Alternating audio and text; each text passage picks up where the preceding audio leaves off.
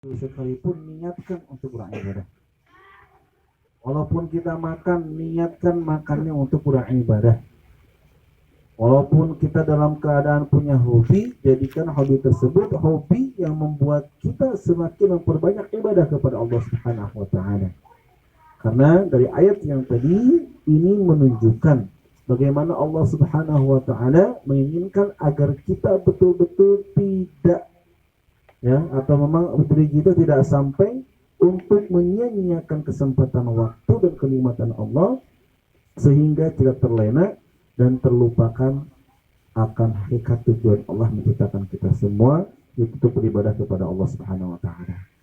Maka bagi seorang mukmin yang dia betul-betul sadar dan dia cerdas, maka dia senantiasa menghadirkan Allah dan menghadirkan ibadah dalam setiap aktivitas kehidupannya. Insyaallah, mudah-mudahan kita termasuk hamba-hamba Allah yang betul-betul Allah Subhanahu wa taala pilih untuk bisa menjadi hamba-hamba terbaiknya, sehingga dimanapun kita berada, sedang apapun saat itu, tapi kita terus ingat dan menghadirkan Allah Subhanahu wa taala agar Allah mencatat setiap langkah dan laan nafas kita menjadi ibadah dan menjadi bekal terbaik kita untuk bisa menjemput surganya Allah Subhanahu wa taala. Amin ya rabbal alamin. Bapak-bapak, jemaah masih jemaah ya Majlis Ta'lim malam Rabu yang insyaallah saya cintakan Allah Subhanahu wa taala. Pada malam hari ini mudah-mudahan ya Pak ya, kita semua Allah Subhanahu wa taala karuniakan bukan hanya kesehatan tapi keimanan yang semakin meningkat ya Pak ya. Apalah artinya Pak sehat ya Pak ya, tapi ternyata sehatnya kita malah membuat kita semakin luput daripada taat ya.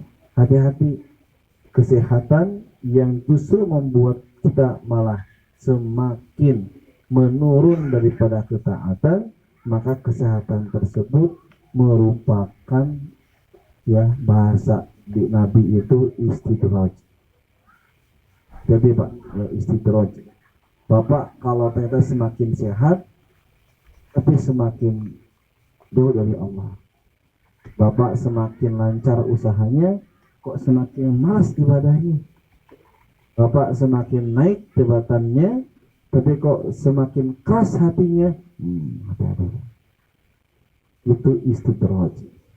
Allah sengaja membuat kita untuk secepat-cepatnya menikmati dunia, tetapi nanti di akhirat justru kita akan terlena dan Allah Subhanahu wa taala haramkan kita untuk masuk ke dalam surga. Kita harus takut kepada Allah. Makanya kalau kata para ulama itu Pak, kalau Bapak selama sebulan, 2 bulan, 3 bulan itu Pak merasa nggak pernah sakit, itu hati-hati. Bapak kalau ternyata sebulan, 2 bulan, 3 bulan, 4 bulan ngerasa kayaknya nggak ada masalah sih, ada cobaan, hati-hati Pak. Para sahabat Nabi itu Pak, kalau mereka tidak mendapatkan rasa sakit, mereka menangis. Kenapa? Takut. Kok kenapa Allah nggak kasih jelek sakit? Jangan-jangan Allah murka sehingga Allah memberikan istidrajnya kepada mereka. Itu ketakutannya. Karena di antara bentuk cintanya Allah kepada seorang hamba, ibtalahum, Allah akan memberikan cobaan kepadanya. Apakah dengan sakit, apakah dengan keluarga, apakah dengan persoalan rumah tangga, apakah dengan ekonomi, juga yang lainnya. Ya. Nah, maka insya Allah di situ kita harus betul-betul bisa menyikapi terhadap apapun yang terjadi dari rencana Allah Subhanahu wa taala. Bapak-bapak insya Allah muliakan, pembahasan kita pada malam hari ini insya Allah akan melanjutkan pembahasan tentang kitab Riyadhus Shalihin yang masih dalam pembahasan bab fil ikhlasi wa ghairihi, bab mengenai keikhlasan. Lebih rincinya babul ikhlasi wa ihdarin niyyah, bagaimana pentingnya seorang mukmin untuk senantiasa menjadikan keikhlasan sebagai dasar dalam aktivitas kehidupannya dan terus menghadirkan niat yang baik niat-niat karena Allah, niat-niat yang tujuannya betul-betul untuk Allah Subhanahu wa taala fi jami'il a'mali wal aqwali wal ahwal, dalam segala bentuk amal perbuatan, ucapan dan dalam berbagai macam keadaan. Bapak insyaallah muliakan, kita akan membahas hadis yang keempat di dalam kitab ini yang Imam An-Nawawi memasukkan hadis ini sebagai hadis yang memuatkan akan pentingnya menghadirkan niat dan juga menjaga keikhlasan dalam segala bentuk amal ibadah kita. Kita mulai masuk. Hadis ini diriwayatkan oleh Imam Muslim di dalam kitab sahihnya, yang mana hadis ini disampaikan oleh salah seorang sahabat yang bernama Abu Abdillah Jabir bin Abdullah bin Al-Ansari radhiyallahu anhu qala. Jadi hadis ini dari Abi Abdullah Jabir bin Abdullah Al-Ansari, Abu Abdullah Al-Ansari, atau dikenal dengan Abu Abdullah Jabir bin Abdullah Al-Ansari. Semoga Allah meridai keduanya, karena sahabat Abu Abdullah Jabir bin Al-Ansari, beliau dengan orang tuanya juga dua-duanya masuk Islam. Qala, beliau berkata, kunna ma'an nabiyyi sallallahu alaihi wasallam. Suatu ketika kami ini bersama Nabi sallallahu alaihi wasallam fi ghazatin, pada satu peperangan. Apa ya? Ini sahabat Abu Abdullah Al-Ansari, beliau mengatakan bahwa suatu ketika kami ini sedang bersama Nabi dalam satu peperangan. Ya Pak ya, ini menunjukkan bahwa banyak sekali peperangan yang Nabi ikuti, peperangan yang terjadi di masa Nabi SAW masih hidup. Tapi di antara semua peperangan yang Nabi ikuti, nah sahabat ini mengatakan pada satu momentum peperangan, ya faqala, aku mendengar Nabi sallallahu alaihi wasallam bersabda. Rasul menyampaikan sabdanya, inna bil madinati la rijalan masiratum masiro.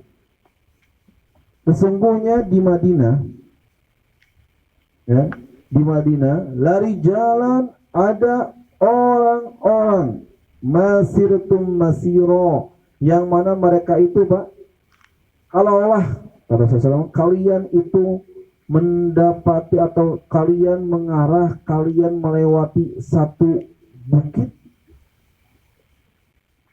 maka mereka pun pasti membersamai kalian semua.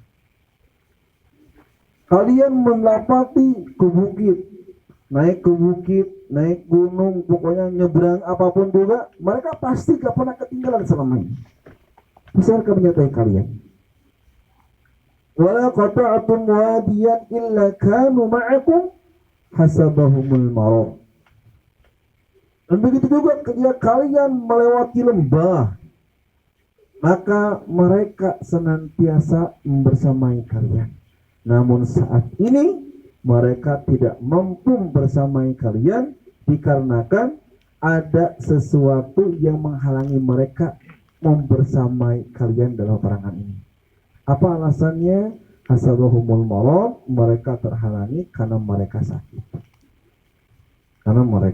sakit. Detail daripada penjelasan hadis ini Pak, maksudnya seperti ini mudahnya. Jadi di satu perangan, di dalam dua lainnya Pak, ini terjadi pada perang Tabuk. Ketika prosesnya Nabi dengan para sahabat perjalanan ke Tabuk, ternyata ada beberapa dan tidak sedikit para sahabat yang mereka pada perang-perang sebelumnya itu sering membersamai Nabi juga para sahabatnya. Ke perang ketinggalan, di perang Badar semuanya ikut, di perang Uhud sekalipun mereka juga ikut, di perang Khandaq mereka juga semua ikut, gak pernah ketinggalan. Di mana Nabi dan juga kaum muslimin mereka keluar untuk berperang, melewati perbukitan, melewati lembah, mereka semuanya berjalan, mereka mengikutinya. Tetapi ketika momentum pada perang Tabuk, mereka tidak membersamai Nabi dan tidak membersamai para sahabat lainnya untuk berjihad saat itu. Nggak bisa. Tetapi Rasulullah SAW mengatakan kepada para sahabat yang lainnya, walaupun mereka saat ini tidak menyertai kita, tidak membersamai kita, illa ma'akum, illa kanu ma'akum, melainkan mereka bersama-sama dengan kalian, mereka mendapatkan pahala seperti kalian. Coba ya, nggak ikut berjihad, tapi kata Rasulullah SAW, mereka ini mendapatkan pahala berjihad sebagaimana kalian. Nah, ini yang menjadi persoalan kaitannya hadis ini dengan babul ikhlas. Coba ya, bisa kita ambil hikmahnya apa? Ternyata ada momentum dan ini menunjukkan tentang bagaimana tentang Rahman Rahimnya Allah. Luar biasa, Pak. Allah itu saking maha mencintainya kepada kita, mau nyanyi kita, Pak.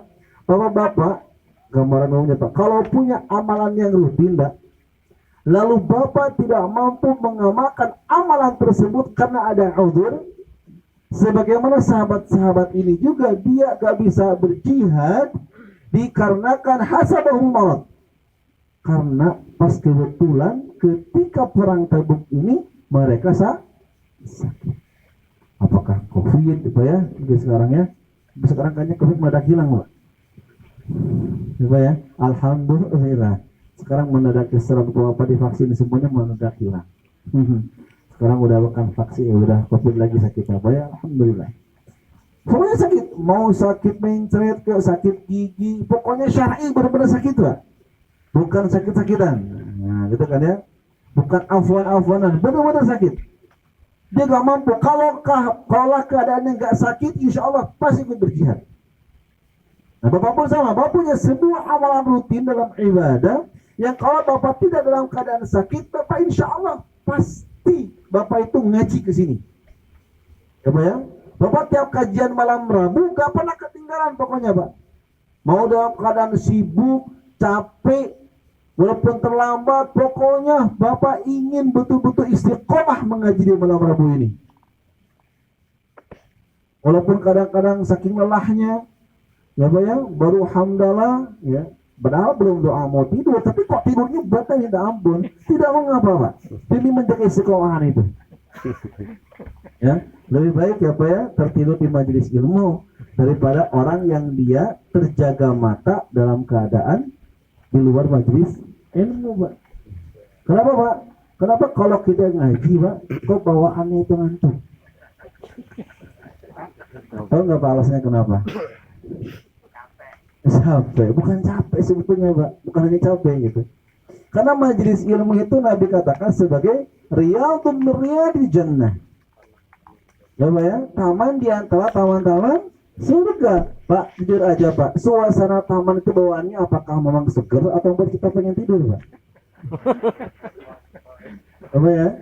Bapak kalau lagi mumet, Pak ya, lagi susah tidur, lagi banyak pikiran, lagi banyak kerjaan, Pak ya, capek kerjaan dunia terus, kalau Bapak pastinya jajan ke taman, Pak, bawaannya apa, Pak? Tenang, ada pengen tiduran di situ. Nah, wajar kalau ternyata kenapa, gitu kan ya? Kalau duduk di majelis ilmu, padahal sejam begitu beratnya mengkondisikan dan mengendalikan mata daripada kita duduk berjam-jam di depan TV, di depan HP, di depan kotak catur ya, atau gaple. Bisa berjam-jam, Pak. Dia sampai subuh kadang nggak selesai. Bapak sering ngeronda biasanya kan. Alasannya ngeronda. Nah itu kenapa kuat? Nah, karena majelis ilmu seperti itu. Sehingga ya tetap, Pak. Bapak kalau udah niatnya baik ingin tolong ilmi, walaupun duduk ternyata tidak mampu bagaimana melawan kondisi lelahnya mata, itu lebih baik duduknya Bapak di majelis ilmu daripada terjaganya mata Bapak di luar majelis ilmu. Karena ini adalah taman-taman di antara taman surga. Dan majelis ilmu juga Pak, insya Allah. Yang kenapa saya betul-betul termasuk sebetulnya kurang begitu menikmati proses pembelajaran kajian bersifat Zoom ataupun daring Pak. Kenapa Pak? Karena kalau Bapak belajar hanya sebatas Zoom daring, Bapak hanya mampu untuk meningkatnya pengetahuan, tapi Bapak tidak mampu meningkatnya pemahaman.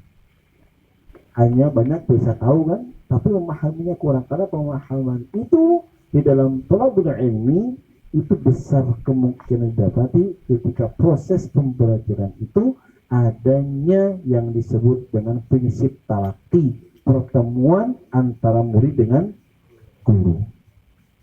Dari majelis ilmu itu Nabi SAW menjanjikan Pak, kalau majelis ilmu itu secara langsung kayak gini Pak, itu dijamin oleh Allah Subhanahu wa taala. Yang pertama ada nazarat alaihi musakina, Allah akan turunkan ketentraman ke dalam hatinya. Ketenangan, sakinah Pak.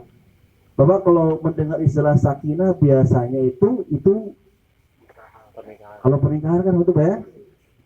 Kadang-kadang disingkat juga lagi kan. Semoga samawa. Itu pinternya orang kita Pak ya Pak ya. Ini alam-alam, jadi udah jadi watak kebiasaan. Kadang-kadang namanya bagus-bagus sesingkat-singkatnya ya. Joko Widodo disingkat jadi Jokowi, Susilo Bambang Yudhoyono SBY. Itu memang kebiasaan orang kita, singkat-singkatannya ya. Nah, banyak menyingkat-singkatnya. Nah, jadi kembali kepada yang tadi